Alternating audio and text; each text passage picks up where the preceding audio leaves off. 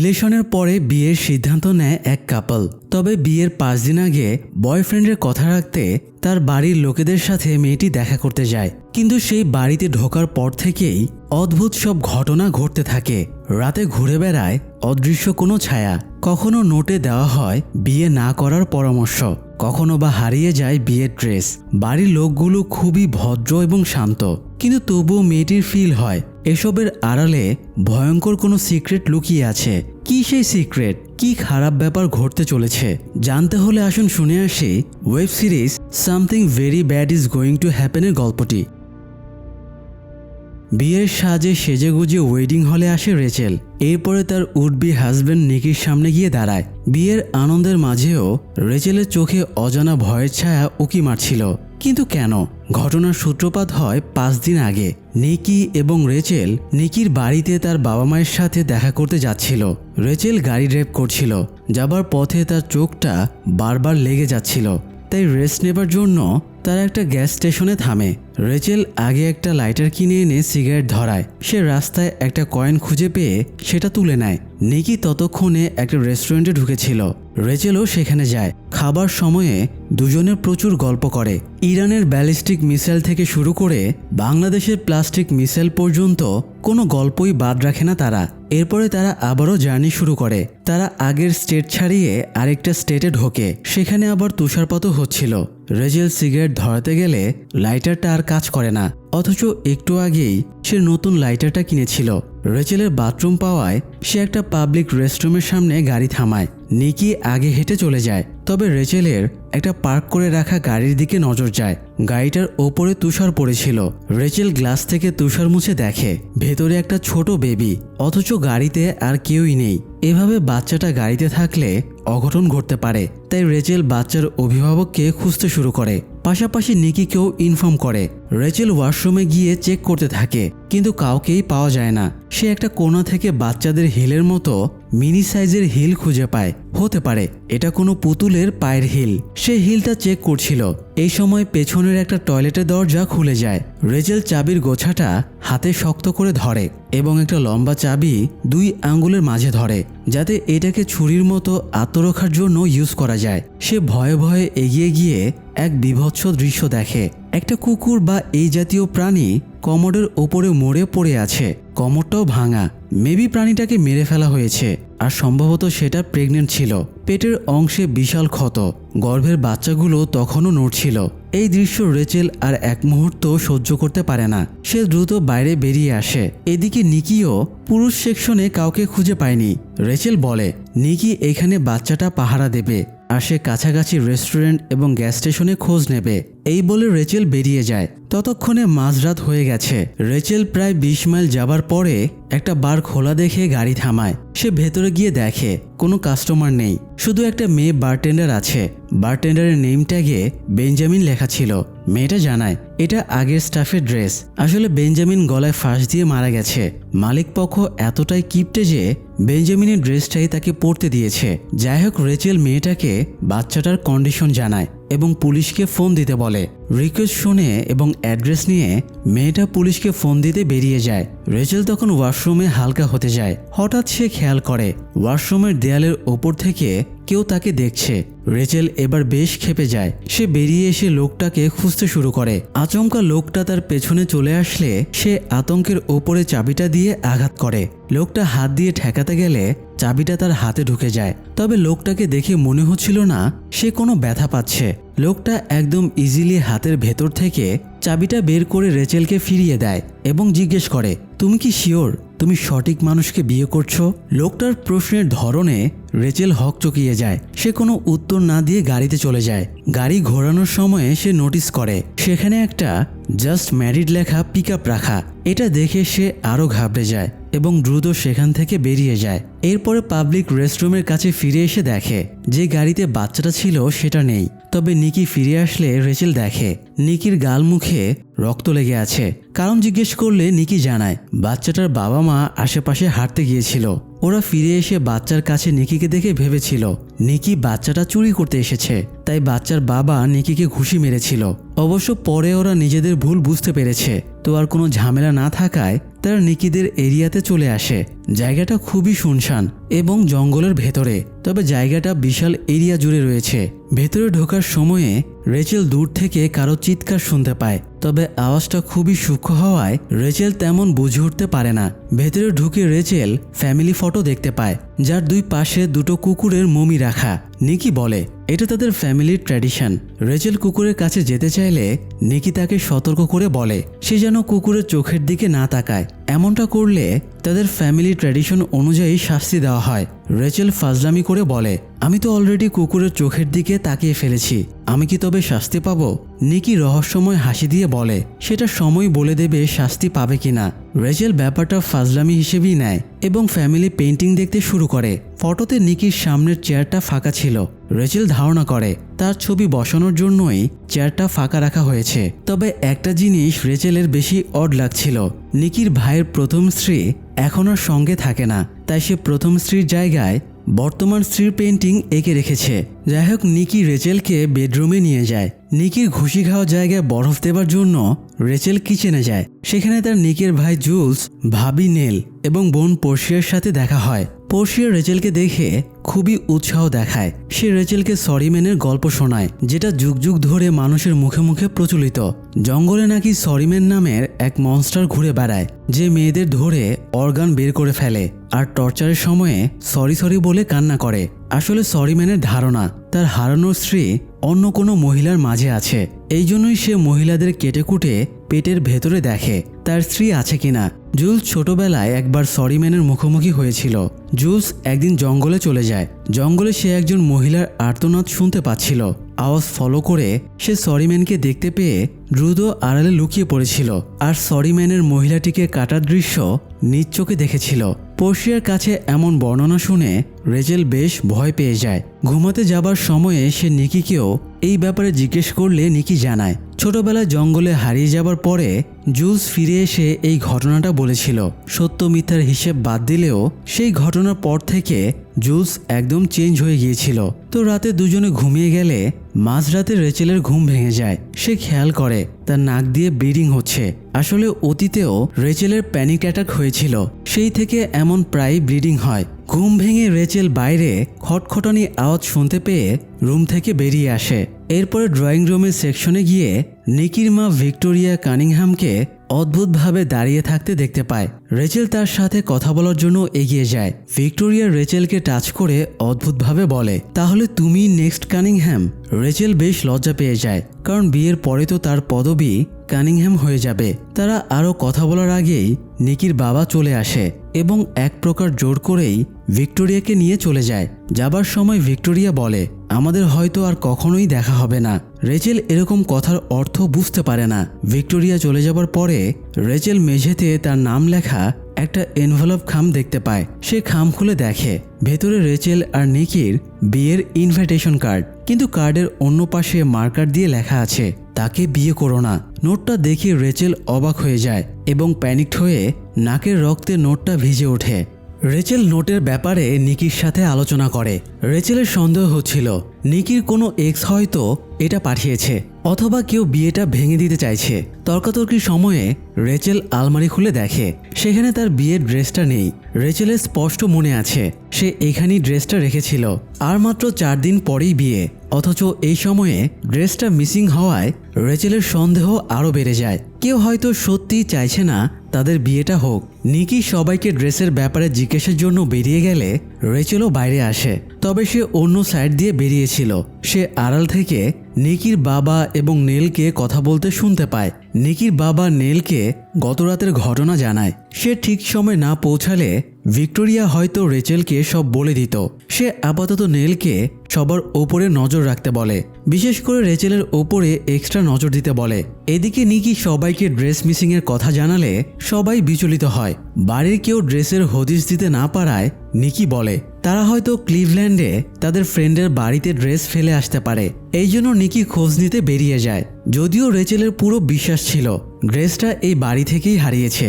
বেশ কিছুক্ষণ আলোচনার পরে সবাই রেচেলকে অফার করে সে নিকির মায়ের বিয়ের ড্রেসটা পরুক। প্রথমে রেচেল রাজি না হলেও পরে ভাবে শাশুড়ির বিয়ের ড্রেসে সেও বিয়ে করবে, ব্যাপারটা হয়তো বেশ এন্টিক লাগবে, তাই সে রাজি হয়ে যায়। কিন্তু ড্রেসটা রেচেলের গায়ে ফিট হচ্ছিল না। তাই নেল এবং পোর্শিয়া মিলে ড্রেসটাকে ফিট করার জন্য গলার কলারের কাছে এবং পেছনের অংশ কেটে দেয়। যদিও রেচেলের এসব অদ্ভুত লাগছিল, কিন্তু এই বাড়ির লোকেদের মাথায় একবার যেটা ঢুকবে সেটা করেই ছাড়বে। ড্রেস কাটার পরে পোর্শিয়া একটা শ্যাম্পেনের বোতল খুলতে গিয়ে কনুইটা আয়নার সাথে লেগে যায়। এতে আয়না ভেঙে তার কনুইর কাছে লম্বা কাঁচ ঢুকে যায়। পোর্শিয়া অনায়াসেই কাচের টুকরোটা বের করে ফেলে। রেচেল সাহায্যের জন্য এগোতে গেলে নেল তাকে থামিয়ে দেয় এবং পোর্শিয়াকে সরিয়ে নিয়ে যায়। নিজের মেয়ের এরকম ঘটনা দেখেও ভিক্টোরিয়ার মাঝে কোনো দুশ্চিন্তা লক্ষ্য করা যায় না। ভিক্টোরিয়া কোথায় থেকে একটা নেকলেস বের করে বলে এটা তার দাদির মা দাদিকে দিয়েছিল, দাদির কাছ থেকে তার মা, এবং পরবর্তীতে সে পেয়েছে। তার দাদির ধারণা ছিল এই নেকলেসের মুক্তাগুলো নকল।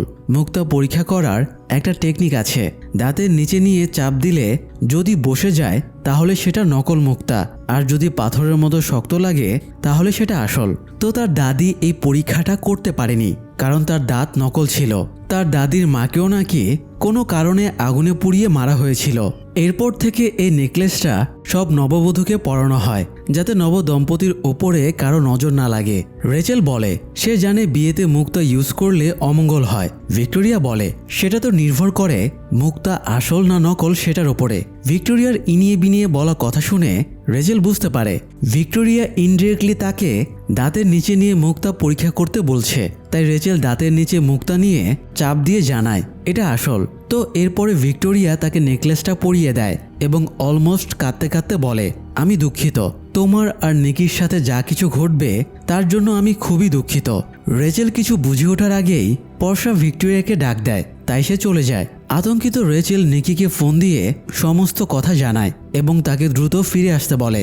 রেচেলের মনে হচ্ছিল এই বাড়ির লোকেদের এটা যায় আসে না নিকি অ্যাকচুয়ালি কাকে বিয়ে করছে। তাদের জাস্ট একজন মেয়েকে দরকার যাকে দিয়ে তারা নিজেদের ইচ্ছে পূরণ করতে পারবে। এখানে সবকিছুই রেচেলের গড়বড়ে লাগছিল। অস্থিরতা কমাতে সে কাগজে জড়ানো শুকনো সবজিতে টান দেয়। এতে তার ব্রেন খুলে যায় এবং খাটের নিচে সেই কাভারটা খুঁজে পায় যেটার ভেতরে সে ওয়েডিং ড্রেসটা রেখেছিল। বাইরে সে কেমন দৌড়ে যাবার মতো আওয়াজ পেয়ে লবিতে চলে আসে। কিছুটা যেতেই সে পোর্শিয়ার রুমের সামনে তার ওয়েডিং ড্রেসের কাটা অংশ খুঁজে পায়। তাই সে পোর্শিয়ার রুমে ঢুকে ড্রেসটা খুঁজতে শুরু করে। পোর্শিয়ার রুমে সব এলোমেলো আর কেমন যেন অদ্ভুত জিনিসপত্র দিয়ে ঠাসা। এছাড়া সেখানে একটা বইও ছিল। বইটির নাম the practice of supernatural ritual. Rachel বইটা হাতে নিয়ে দেখছিল। এই সময় বাইরে আবারও হাঁটার আওয়াজ পেয়ে দেখতে যায়। সে কুকুরটাকে হেঁটে যেতে দেখে নিশ্চিন্ত হয়, কিন্তু একই সময়ে পোর্শিয়ার চেঁচামেচি শুনতে পায়। পোর্শিয়া নেলের সামনে রেচেলের মুক্তার হার পরা নিয়ে রাগারাগি করছিল। হারটা পরা সে একদমই পছন্দ করছিল না। রেচেলকে দেখে ফেলার আগেই সে আড়ালে লুকিয়ে যায় এবং হারটা খুলে ফেলে। এরই মধ্যে তার নিকের বাবার সাথে দেখা হয়ে যায়। রেচেলকে ভিক্টোরিয়ার ড্রেসে দেখে সে রেগে যায় এবং কড়াভাবে ড্রেসটা খুলে ফেলতে বলে। হতবাক রেচেল নিজের রুমে ফেরার আগে জুলসের রুমে ঢোকে। জুলসকে তার মোটেও সুবিধা লাগে না। সে বদমাইশি করে ড্রেসটা লুকিয়ে রেখেছে কিনা দেখার জন্য সে জুলসের আলমারি হাতাতে শুরু করে। ড্রেস না পেলেও সে আলমারির ভেতরে একটা ইনজেকশন পায়। এই ইনজেকশন মূলত চেতনানাশক, অজ্ঞান করার জন্য ইউজ করা হয়। খুবই স্ট্রং একটা ড্রাগ এটা। এই ইনজেকশন জুলসের আলমারিতে কেন রাখা ব্যাপারটা রেচেলকে বেশ ভাবনায় ফেলে দেয়। এরই মধ্যে রুমে জুলস ফিরে আসে। তাই রেচেল কোনো রকমে পরিস্থিতি ট্যাকেল দিয়ে বেরিয়ে যায়। নিজের রুমে ফিরে এসে নিকিকে বারবার ফোনে কানেক্টের চেষ্টা করে, কিন্তু নিকির ফোন অফ দেখাচ্ছিল। এই সময় সে বাইরে লাইট নিয়ে জঙ্গলের দিকে কাউকে যেতে দেখতে পায়। রাতে ডিনারে বসেও রেচেল কিছুই খেতে পারছিল না। হঠাৎ সে বাইরে আওয়াজ পেয়ে সেটার ব্যাপারে জিজ্ঞেস করলে সবাই ব্যাপারটা এড়িয়ে যায়। ডিনার টেবিলে সবাই থাকলেও নিকি এবং তার বাবা বরিস ছিল না। নিকি তো বন্ধুর বাড়িতে ড্রেস খুঁজতে গিয়েছিল। তবে বরিস কোথায় গেছে জানতে চাইলে তারা বরিসের শরীর খারাপ তাই ঘরে শুয়ে আছে এই অজুহাত দেখায়। তবে রেচেলের অন্য কিছু সন্দেহ হচ্ছিল। নিকি ফোন করেছে, কথা বলবে এমন মিথ্যা অজুহাত দেখিয়ে বাইরে পালিয়ে আসে। সে জঙ্গলে কিছুটা যেতেই আচমকা দেখতে পায় তার ওয়েডিং ড্রেসটা শেকড় বাকড় দিয়ে বানানো একটা মানুষের অবয়বকে পরানো হয়েছে আর সেটাকে ফাঁসে ঝুলিয়ে রাখা আছে। এই দৃশ্য দেখে সে বেশ ঘাবড়ে যায়। কিছুটা দূরে আওয়াজ হচ্ছিল, তাই সে আওয়াজ ফলো করে গিয়ে দেখে নিকির বাবা বরিস কবর খুঁড়ছে। এই দৃশ্য দেখে সে ভীষণ রকম ঘাবড়ে যায় এবং দৌড় লাগায়। বরিসও তাকে পেছনে তাড়া করে। তবে সৌভাগ্যক্রমে ততক্ষণে নিকি ফিরে আসছিল। রেচেল নিকির গাড়ির সামনে পড়ে এবং গাড়িতে উঠে নিকিকে জানায় এখানে সবাই রেচেলকে কোনো শয়তানের উপাসনায় বলি দেবার প্ল্যান করছে। এছাড়া সে বরিসকে কবর খুঁড়তে দেখেছে, হয়তো বরিসই কথিত সরি ম্যান। ততক্ষণে নিকির বাড়ির লোকেরাও সেখানে চলে আসে, তাই নিকি কথা বলার জন্য গাড়ি থেকে নেমে যায়। নিজেদের ভেতরে কথাবার্তা শেষ হলে সবাই বাড়ি ফিরে আসে। বরিস কান্না জর্জরিতভাবে জানায় নিকির মা ভিক্টোরিয়ার ব্রেন টিউমার হয়েছে, শীঘ্রই সে মারা যাবে। তাকে লাস্টবার আনন্দ দেবার জন্যই তারা নিকির বিয়ে আয়োজন করে দিচ্ছে। এই জন্যই নিকি যখন রেচেলের সাথে রিলেশনের কথা জানিয়েছিল তারা রাজি হয়ে গিয়েছিল। সব শুনে রেচেলের বেশ খারাপ লাগে। এতক্ষণ সে কি ভুলভালই না ভেবেছে, তবে একটা জিনিস সে বুঝতে পারছে না, জঙ্গলে তার ওয়েডিং ড্রেসটাকে শেকড়ের মানুষের গায়ে ঝুলিয়ে ফাঁস দিল কে। পরে জানা যায় এই কাজটা জুলসের বাচ্চা ছেলে জুড করেছে। আসলে জুড সরিম্যানের গল্পে বেশ প্রভাবিত। সে সরিম্যানের গল্পটাকে মনে প্রাণে সত্যি ভেবে নিয়েছে। সেদিন রেচেলের নাকে ব্লিডিং হওয়ায় সে ভেবেছিল এই রক্ত হয়তো সরিম্যানকে আকৃষ্ট করে ডেকে আনবে, সরিম্যান রেচেলকে নিজের শিকার বানাবে। তাই সে না বুঝে রেচেলের ড্রেসটা মানুষের মতো করে বানানো শেকড়ে ঝুলিয়ে দিয়েছিল, যাতে সরিম্যান সেটাকেই রেচেল ভেবে নেয়। এতে আসল রেচেল বেঁচে যাবে, এমনটাই জুডের ধারণা ছিল। তো জুলস ছেলেকে বোঝায় এসব সরিম্যান বলে কিছুই নেই, এগুলো গুজব। রেচেল তাকে সঙ্গ দিয়ে একই কথা বলে, কিন্তু সরিম্যান কি আসলেই গুজব? এর উত্তর পরে পাওয়া যাবে। তো যাই হোক, রেচেল তার উল্টাপাল্টা ভাবনার জন্য সবার কাছে ক্ষমা চায়। তবে সে বুঝতে পারছিল এই বাড়ির সবাই মেন্টাল ট্রমার মধ্য দিয়ে যাচ্ছে। ভিক্টোরিয়া মরে যাবে এটা কেউ একসেপ্ট করতে পারছে না, তাই রেচেল সবার মেন্টাল থেরাপির ব্যবস্থা করে। জুড তো রেচেলের ড্রেসটা শেকড় বাকরের মানুষকে পরিয়ে রেখেছিল। রেচেল সবাইকে নিয়ে সেখানে যায়। সেটাকে সামনে রেখে সবাই ভিক্টোরিয়ার অনারে নিজেদের মনের কথাগুলো বলে, এরপরে পুত্তলিকাটা জ্বালিয়ে দেয়। অন্যদিকে জুড একটা ভিডিও ক্যামেরা নিয়ে এঘর ওঘর ঘুরে বেড়াচ্ছিল। এই ক্যামেরাটা তাকে রেচেলে দিয়েছিল। সে স্টোরেজ রুমে ঢুকে, যেখানে তার বাবা মরা প্রাণীগুলো নিয়ে আসে এবং তার দাদু সেগুলোকে মমি বানিয়ে রাখে। এই রুমের ভেতরে সে একটা মানুষকে দেখে ভীষণ চমকে যায়, তবে তখনই কাউকে কিছু বলে না। এদিকে রেচেলেরা বাড়ি ফিরে আসে। রাতে খিদে পাওয়ায় রেচেল উঠে একটু কেক খায়, এরপরে রুমে যাচ্ছিল। তখন কেউ তাকে চেপে ধরে কিডন্যাপ করে নেয়। রেচেলের চিৎকার শুনে জুড নিজের রুম থেকে বেরিয়ে আসে এবং জুলসের রুমে গিয়ে তাকে ডেকে তুলে জানায় একজন লোক রেচেলকে তুলে নিয়ে গেছে। জুড স্টোরেজ রুমে শ্যুট করা লোকটার ভিডিও ফুটেজ জুলসকে দেখালে সে একদম থ হয়ে যায়। এই লোকটাই মূলত তার ছোটবেলায় দেখা সরিম্যান। এদিকে রেচেলকে মূলত তার বাবা জ্যায় তুলে নিয়ে গিয়েছিল। রেচেল জন্ম থেকেই তার মাকে পায়নি, বাবার সাথেও সে তেমন কানেক্টেড না। তবে আজকে তার বাবা তাকে একটা সত্যি জানাতে তুলে এনেছে। তো জ্যায় তাকে একটা ভিডিও দেখায়। ভিডিওটা 13 জানুয়ারি 1997 সালের। তখন রেচেল তার মা আলেকজান্ডার গর্ভে ছিল। তার ডেলিভারির সময়ও প্রায় হয়ে আসছিল। জ্যায় আর আলেকজান্ডার ছুটি কাটাতে গিয়েছিল। পথে একটা আইসক্রিমের দোকান পেয়ে তারা আইসক্রিমের জন্য থামে। তবে আলেকজান্ড্রা কোনো কারণে ভয় পাচ্ছিল। তার সন্দেহ হচ্ছিল আইসক্রিমওয়ালা যদি তাদের আইসক্রিমে বিষ মিশিয়ে দেয়, কিন্তু জ্যায়ের কাছে এই সন্দেহ আননেসেসারি লাগছিল। তাই আলেকজান্ডার গাড়ি থেকে নেমে হাঁটা ধরে। পরে তারা একটা কেবিনে গিয়ে ওঠে। এখানে এসেও আলেকজান্ডার অদ্ভুত লাগছিল, কারণ সে স্বপ্নে এই সেম জায়গাটা দেখেছে। এখানে তাদের সাথে স্বপ্নে খারাপ কিছু ঘটেছিল, তাই আলেকজান্ডার প্যানিকড হয়ে যায়। তবে জ্যায় তাকে শান্ত করার চেষ্টা করে। বেশ কিছুক্ষণ পরে আলেকজান্ডার মনে হতে থাকে অদৃশ্য অশরীরী কিছু তার আশেপাশে ঘুরে বেড়াচ্ছে। তবে সে তেমন গুরুত্ব দেয় না, কারণ আজকে আলেকজান্ডার এবং জ্যায় অফিসিয়ালি বিয়ে করবে। তো বিয়ে করে তারা কেবিনে ফিরে এসে ডান্স করছিল। হঠাৎ আলেকজান্ডার নাক দিয়ে ব্লিডিং শুরু হয়। কয়েক মুহূর্তের ভেতরে তার প্রাইভেট পার্ট দিয়েও ব্লিডিং শুরু হয়।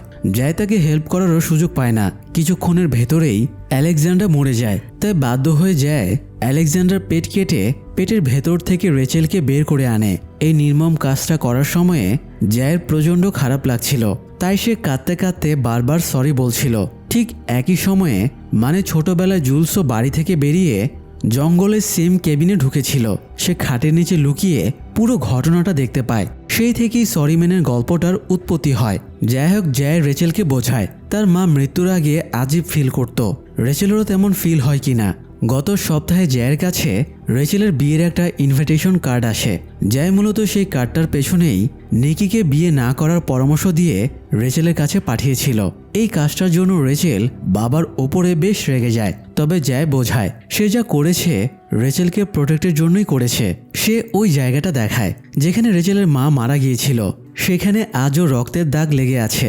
এরই মধ্যে সেখানে সরিম্যানকে খুঁজতে খুঁজতে জুলস চলে আসে। জুলস যেহেতু সত্যিটা জানতো না, তাই সে জ্যাককেই ভিলেন ভাবছিল। তবে রেচেল তাকে শান্ত করে। এই লোকটা রেচেলের বাবা শুনে জুলস বলে মৃত্যুর আগে রেচেলের মা তাকে খাটের নিচে দেখতে পেয়েছিল। মৃত্যুর আগে সে বলেছিল তাকে বলে দিও এগুলো সব সত্যি। আর জিজ্ঞেস করবে তুমি কি শিওর ও তোমার সোলমেট? রেচেল বিস্মিত হয় মা এই কথা কেন বলেছিল। পরে তার খেয়াল হয় সেদিন বারের ওই লোকটাও তাকে সেম প্রশ্ন করেছিল। তাই সে সোজা বারে চলে যায় এবং লোকটাকে পেয়েও যায়। লোকটা কোনো উত্তর দেবার আগেই রেচেলের পায়ে একটা কাঁটা চামচ ঢুকিয়ে দেয়, কারণ আগের বার রেচেল লোকটার হাতে চাবি ঢুকিয়ে দিয়েছিল। যাই হোক, লোকটা জানায় অনেক প্রজন্ম আগে এক কাপলের সাথে একটা ঘটনা ঘটেছিল। তারা রিলেশন করে বিয়ে করতে চেয়েছিল, কিন্তু সামহাও বিয়ের কনে মারা যায়। তখন বর ডেথের কাছে রিকোয়েস্ট করে তার প্রেমিকার লাইফ যেন ফিরিয়ে দেওয়া হয়। ডেথ তার রিকোয়েস্ট অ্যাকসেপ্ট করে, কিন্তু শর্ত দেয় দেহে প্রাণ ফিরিয়ে দেবার পরে তাকে শিওর হতে হবে এটাই তার আসল সোলমেট। তো তার ডেথের সাথে এই চুক্তিটা পরবর্তীতে সে বংশের জন্য অভিশাপ হয়ে দাঁড়ায়। পরবর্তীতে এই দম্পতির যত সন্তান হয়েছে সবাইকে একই পরীক্ষা দিতে হয়েছে।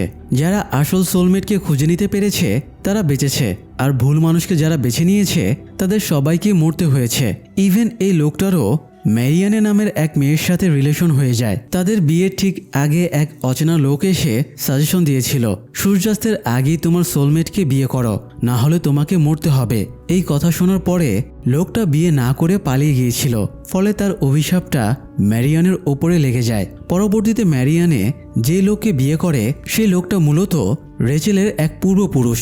ফলে রেচেলের ফ্যামিলিও একই অভিশাপে অভিশপ্ত। আর এই লোকটা যেহেতু ডেথের চুক্তি ভেঙেছিল তাই তাকেও একটা শাস্তি দেওয়া হয়। ম্যারিয়ানের যতগুলো উত্তরসূরি বিয়ে করবে তাদের প্রত্যেকের বিয়েতে তাকে উপস্থিত থাকা লাগবে। এক অর্থে বলা যায় লোকটা অলমোস্ট অমর। ইভেন সে রেচেলের বাবা মায়ের বিয়েতেও উপস্থিত ছিল, আর এখন সে রেচেলের বিয়ের জন্য অপেক্ষা করছে।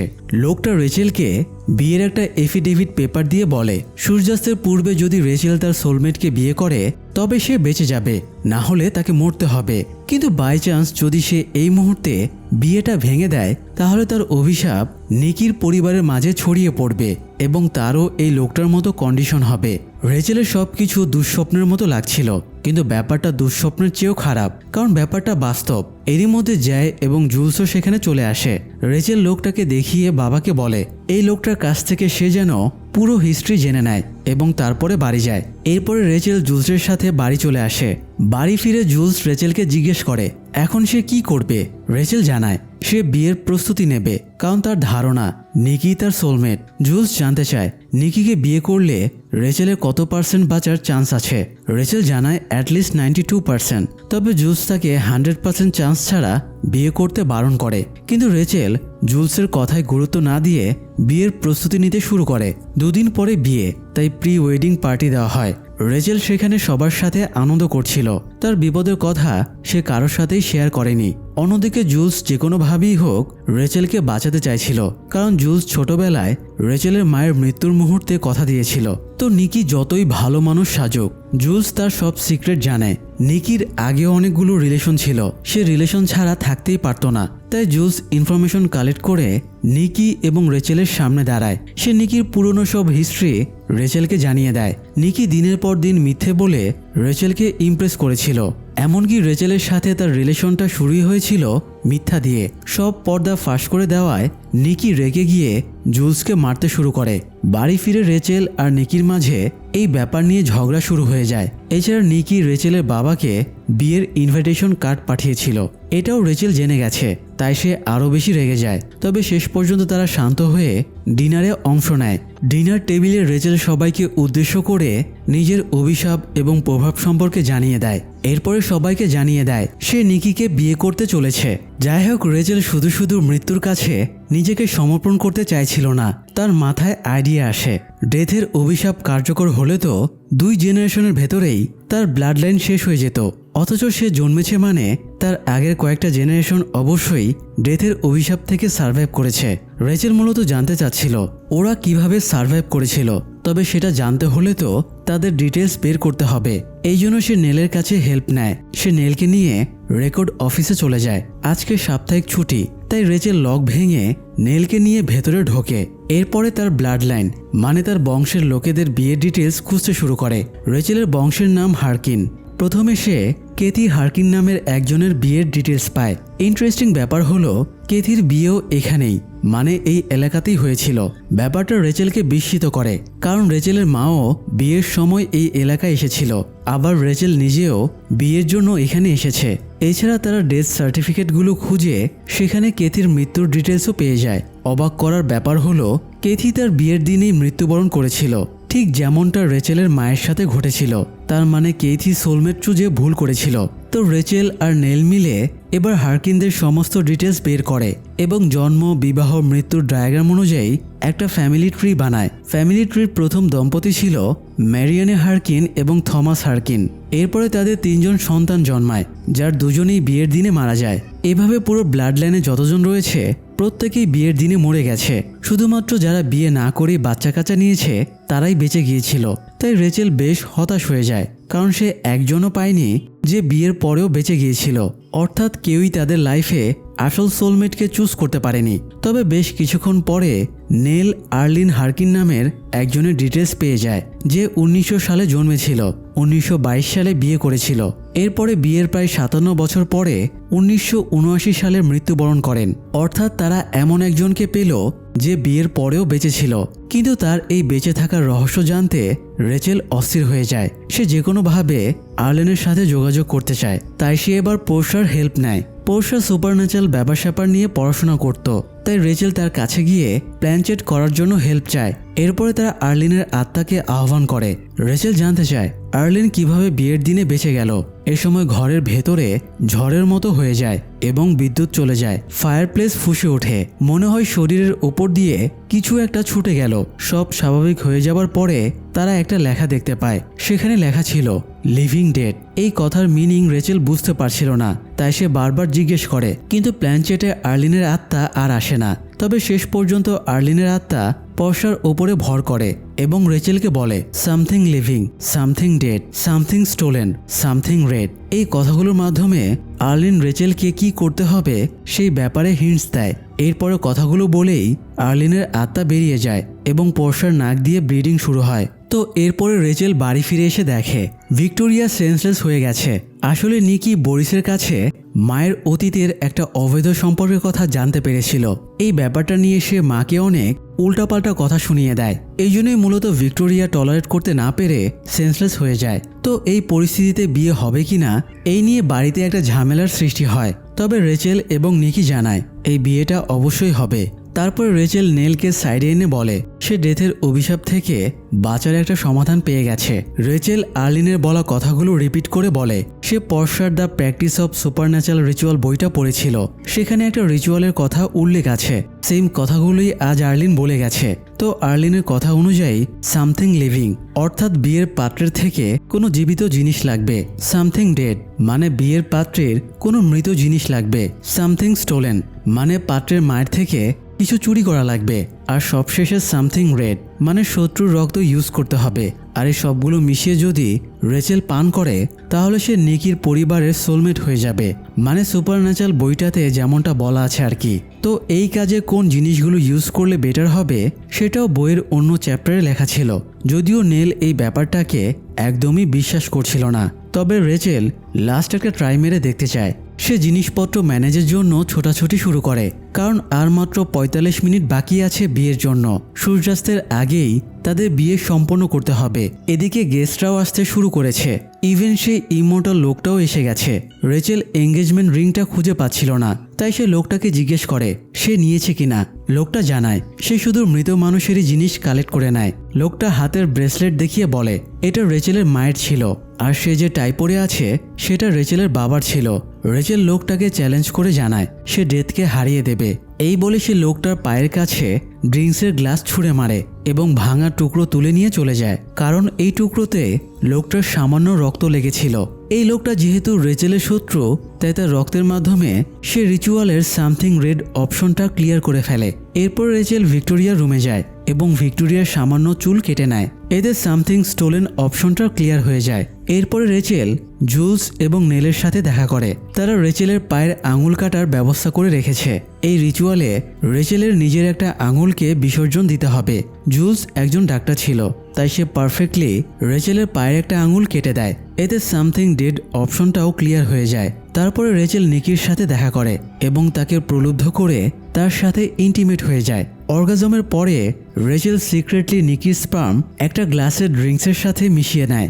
স্পার্ম থেকে যেহেতু নতুন প্রাণের সঞ্চার হয়, তাই এটার মাধ্যমে সামথিং লিভিং অপশনটাও ক্লিয়ার হয়ে যায়। তারপর সে এক এক করে কাটা আঙুল, চুরি করে কাটা চুল ড্রিঙ্কসে মিশিয়ে শেষে ইমমর্টাল লোকটার রক্ত মিশিয়ে দেয়। অন্যদিকে ভিক্টোরিয়া ততক্ষণে জেগে উঠেছিল। বিয়ের লগ্ন অলমোস্ট হয়েই এসেছে। সবাই রেডি হয়ে বিয়ের মণ্ডপে চলে আসে, আর রেচেল ড্রিঙ্কসটা খাবে কিনা সেটা নিয়ে ভাবতে থাকে। তবে শেষ পর্যন্ত রেচেল ড্রিঙ্কসটা খায় না। সে নিজের ভালোবাসার প্রতি বিশ্বাস রাখতে চাইছিল, তাই রিচুয়াল সম্পন্ন না করেই সে বিয়ের ময়দানে চলে যায়। রেচেল আর নিকি দুজনে একে অপরের প্রতি কমিটমেন্ট জানায়। এরপরে বিয়ের সময়ে রেচেল নিকিকে স্বাভাবিকভাবেই ওয়েডিং রিং পরিয়ে দেয়, কিন্তু নিকি রেচেলকে রিং পরাতে গিয়ে থেমে যায় এবং বলে সে বিয়েটা করবে না। বিয়ে তার কাছে অনেক প্যারা লাগছে। সে রেচেলের সাথে আজীবন থাকতে চায়, কিন্তু তাকে বিয়ে করতে চায় না। রেচেল এবার বেশ বিরক্ত হয় এবং নিকিকে বিয়ে করতে প্রেশার দেয়। এই মুহূর্তে যদি বিয়ে ভেঙে যায়, তাহলে রেচেলের ব্লাড লাইনের অভিশাপ নিকির ব্লাড লাইনেও ছড়িয়ে পড়বে, কিন্তু নিকি সেটা বুঝতে চায় না। এতে রেচেল বেশ ক্ষেপে যায় এবং বিয়ের ময়দান ছেড়ে বেরিয়ে যায়। নিকিও তার পেছনে যায়। দুজনের মাঝে বোঝাপড়া নিয়ে বেশ তর্কাতর্কিও শুরু হয়।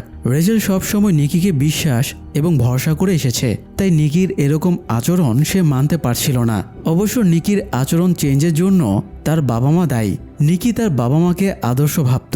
তাদের জুটি দেখে সবসময় সেরকম একটা সংসার চাইতো, কিন্তু এত সুন্দর জুটি হয়েও তার মায়ের বাবাকে চিট করে আরেকজনের সাথে পরকীয়ার ব্যাপারটা জানার পর থেকেই নিকির মন ভেঙে গেছে। তাই তার বিয়ের উপর থেকেও মন উঠে গেছে। পারফেক্ট বিয়ে বলে কিছু আছে, এটা আর সে মানতে পারছিল না। তো যাই হোক, একটু পরে বাড়ির সবাই এসে নিকিকে বোঝালে, বিশেষ করে ভিক্টোরিয়া বোঝানোর পরে নিকি রেচেলকে বিয়ে করতে রাজি হয়। কিন্তু এতক্ষণ অপমানিত হবার পরে রেচেল এবার বিয়ে করবে না বলে জানিয়ে দেয়। তাছাড়া রেচেলের এখন সন্দেহ হচ্ছিল নিকি তার সোলমেট না। সোলমেট না হয়েও যদি বিয়ে করে, তাহলে রেচেলকে কনফার্ম মরতে হবে। তাই সে জেদাজেদি শুরু করে। ততক্ষণে বিয়ের লগ্ন পার হয়ে যাচ্ছিল। সঠিক সময় বিয়ে না হওয়ায় ডেথের অভিশাপ রেচেলের থেকে নিকির ব্লাড লাইনেও ছড়িয়ে পড়ে, আর প্রথম শিকার হয় নিকির মা ভিক্টোরিয়া। তার ব্লিডিং শুরু হয়। এছাড়া নিকির বংশের যত মানুষ বিয়েতে এসেছিল, তাদের ভেতরে যারা নিজেদের সোলমেটকে বিয়ে করেনি, তাদের সবার ব্লিডিং হতে শুরু করে। চোখ, নাক, মুখ সব থেকে ব্লিডিং হয়ে তারা মরে যেতে থাকে। এই পরিস্থিতিতে ফ্যামিলির লোকেরা নিকিকে বকাঝকা শুরু করে। সে প্রথমে বিয়েতে রাজি হয়নি বলেই সবার ওপরে অভিশাপ ছড়িয়ে পড়েছে। নিকি এবার রেচেলের কাছে গিয়ে আকুতি মিনতি করে তাকে বিয়ের জন্য। তবে রেচেল জানায় এখন আর বিয়ে করে লাভ নেই। অভিশাপ নিকির ব্লাড লাইনে ছড়িয়ে পড়েছে। এখন যদি তারা বিয়ে করে এবং তারা যদি সোলমেট না হয়ে থাকে, তাহলে দুজনকেই মরতে হবে। যেহেতু রেচেলের মতো নিকিও এখন অভিশপ্ত। তবুও নিকি রেচেলকে ওয়েডিং রিং পরিয়ে দেয় এবং হলফনামাতেও সাইন করে ফেলে। এরপরই রেচেলের ব্লিডিং শুরু হয়। শরীরের সব জায়গা দিয়ে ব্লিডিং হয়ে রক্তে রেচেলের শরীর ভিজে যায়। রেচেল টলতে টলতে উঠানে গিয়ে পড়ে যায়। তবে নিকির কিন্তু তখনও কিছুই হয়নি। আবার জুলস এবং নেলেরও কিছুই হয় না, কারণ হয়তো তারা সোলমেট। তবে পোর্শাকে মরতে হয়, কারণ সে গোপনে অলরেডি ভুল মানুষকে বিয়ে করে রেখেছিল। তো এভাবে একটা অভিশপ্ত রাত কেটে যায়। তবে টুইস্ট এখানেই শেষ হয় না। নিয়ম ভাঙায় ডেথ রেচেলকে নতুন অভিশাপ দেয়। এতদিন ইমমর্টাল লোকটার দায়িত্ব ছিল হারকিনদের সব বিয়েতে উপস্থিত থেকে সাক্ষী হওয়া। তবে এই দায়িত্বটা থেকে লোকটাকে মুক্তি দেওয়া হয় এবং অবশেষে লোকটা মৃত্যুবরণ করে। আর লোকটার দায়িত্ব পেয়ে যায় রেচেল। অর্থাৎ রেচেল আবারও বেঁচে ওঠে এবং তাকে নতুন সাক্ষী বানানো হয়। বিয়ের সময়ের পূর্বে রেচেল বিয়েতে অস্বীকৃতি জানিয়েছিল। সঠিক সময়ে বিয়ে না করাতেই তো রেচেলের অভিশাপ নিকির ব্লাড লাইনে ট্রান্সফার হয়ে গেছে। তাই এখন থেকে রেচেলের দায়িত্ব হবে নিকির ব্লাড লাইনের পরবর্তী সব প্রজন্মের বিয়েতে উপস্থিত থাকা। তো বেঁচে উঠে রেচেল বাড়ির ভেতরে যায়। নিকি নিজের রুমে হিতাহিত জ্ঞান হারিয়ে শুয়েছিল। সে বিশ্বাসই করতে পারছিল না এই কন্ডিশনের পরেও রেচেল বেঁচে আছে। রেচেল বের হবার সময়ে তার জুডের সাথে দেখা হয়। সে জুডকে বড় হয়ে অনেক চিন্তাভাবনা করে সঙ্গী চুজ করতে বলে। পাশাপাশি জানিয়ে যায় জুডের বিয়ের সময়ে সে সাক্ষী হিসেবে উপস্থিত থাকবে। এরপর রেচেল ইমমর্টাল লোকটার কাছে যায়। ততক্ষণে তো লোকটা মরেই গিয়েছিল। তো লোকটার কিছু জিনিসপত্র এবং লোকটার হাত থেকে নিজের মায়ের ব্রেসলেটটা নিয়ে নেয়। তারপরে সে প্রয়োজনীয় জিনিসপত্র নিয়ে বেরিয়ে যায়। বাইরে ইমমর্টাল লোকটার গাড়ি রাখা ছিল। গাড়ির পেছনে জাস্ট ম্যারিড লেখা। রেচেল গাড়িটা নিয়ে চলে যায়। সেই সাথে গল্পটাও এখানেই শেষ হয়ে যায়। দর্শক, অভিশাপের কথা বাদ দিলেও আমাদের সঙ্গী চয়েসে সবসময় সতর্ক থাকা উচিত। আমরা ভুল মানুষকে ভালোবেসে নিজেদের জীবন নষ্ট করে ফেলি। তাই আবেগকে সবসময় প্রাধান্য না দিয়ে বাস্তবতাকেও গুরুত্ব দেওয়া উচিত। তাহলে আমাদের সব সম্পর্কই সুন্দর হয়ে উঠবে। আরেকটা জিনিস মনে রাখবেন, কেউ সোলমেট হয়ে আসে না, বরং সোলমেট করে নিতে হয়। আজ এ পর্যন্তই। সবাই সোলমেটকে নিয়ে ভালো থাকুন, খুশি থাকুন। ধন্যবাদ।